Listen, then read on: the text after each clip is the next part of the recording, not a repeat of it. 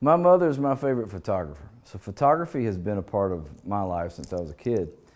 By the time I was born, she and my dad had been married for a long time, and moved to inside the city limits of Philadelphia from out in the country.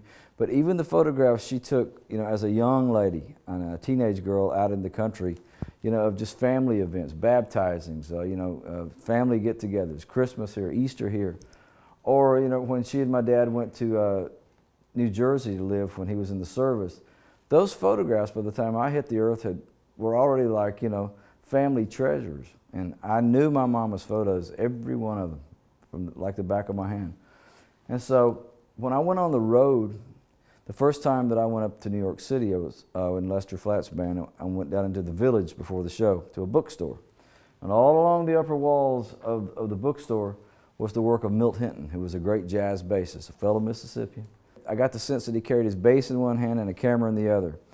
But what was beautiful, his photography reminded me of my mama's. It had a kind of family, informal atmosphere about all of his shots, but at the same time they were very formal. I didn't know how he pulled it off, but Mama's still feels that way to me. But he had unparalleled access to the world of jazz. Ella Fitzgerald playing dice with the guys, Louis Armstrong on the bus, people in the recording studio, and they trusted him. And the more I studied, the more I went, you know what, I have the same access to the world of country music now. And I went outside of that bookstore and I called my mom in Mississippi and asked her to send me a camera, which she did. And when I got it, I proceeded to terrorize anybody or anything that would stand still in the world of country music.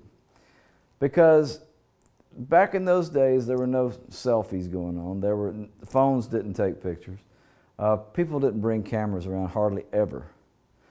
And we were on tour with people like Ernest Tubb and Bill Monroe and Grandpa Jones and String Bean and Roy Acuff.